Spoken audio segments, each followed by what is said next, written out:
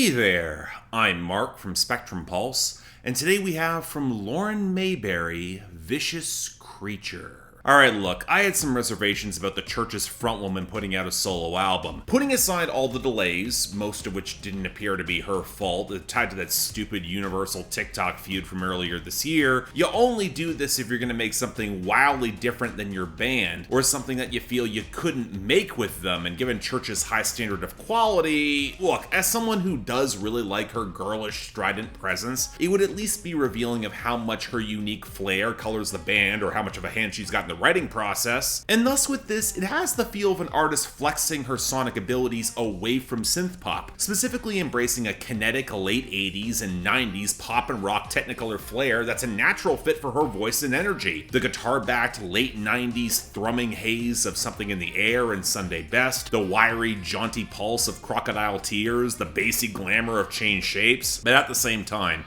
in comparison to when Churches broke nearly a decade ago, when there was a greater chance of framing or even launching Lauren Mayberry as a household name on her own, you can really tell that EMI and Island have hedged their bets with this project across the board, and not just in the delays to release this in early December and slow walking the singles going back all the way to September 2023, but in how the production feels wildly inconsistent, if not outright budget compared to the lush soundscapes that Churches could produce. Specifically, this lingering, canned, and hollow feel to both the vocals and synthesizers in the mix that feels more dead, empty, and desaturated, never allowed to explode with that same power. Or in the case of a song like Shame, legit solid vocal patter competing with these flattened, keening walls of synth, or the intentionally wonky Mantra or Punch Drunk, or in the latter case, I kinda really wish it stuck with the garage rock snarl on the hook. There was some cool texture there. Or just how cheaply programmed some of the drums sounded on the abbreviated A Work of Fiction, probably the weakest song here. Now granted, the whiplash sequencing doesn't exactly help matters. It's hard to avoid how this feels more like a compilation of careening ideas and energy than having much structured flow or momentum, most notably with the aching piano ballad Oh Mother, dedicated to her own mom, then slamming right into the bassy, garbage-esque Sorry, etc. Kind of a shame there. I really like the latter song. It deserved a better transition. And you know what, for what it's worth, I do think Lauren Mayberry remains a really good songwriter, and I like the darker edge of the framing on many of these songs. For as much as Churches has this branding as being strident and confrontational, especially around feminist causes, this is where Mayberry digs into the complications and contradictions she's had in order to live in that space, where you're gonna get the vindictive smackdown of Crocodile Tears, or the deeper recesses of her ambition on Mantra, then juxtaposed with the darker self-critique on Shame, or especially Sorry, etc.,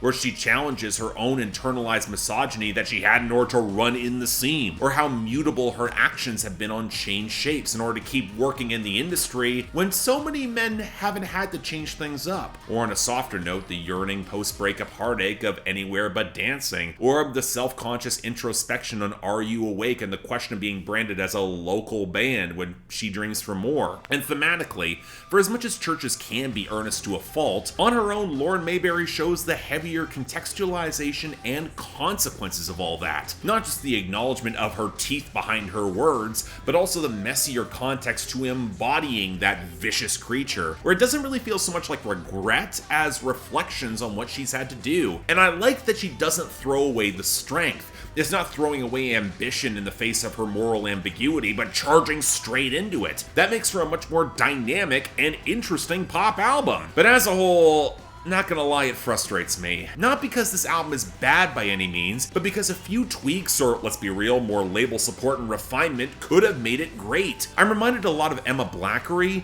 where Lauren Mayberry is a really likable presence behind the mic, a terrific singer, and a really good writer, but I don't always feel the production or arrangements of this project consistently pay off that skill set. So what could have been great is merely just very good. And sadly, I don't expect this album to do that well. Poor release timing, squandered buzz, the long singles rollout, the works. But you know, if you're looking for some really solid, likely overlooked pop music, frequently on the cusp of greatness, I absolutely think this is worth a shot. So yeah, you know what?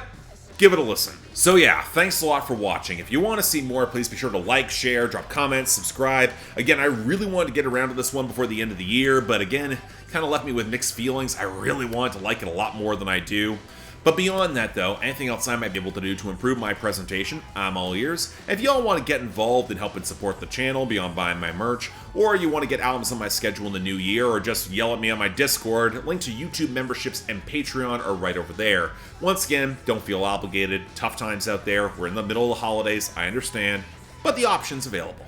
Till then, I'm Mark, you're watching Spectrum Pulse, and I'll see you next time.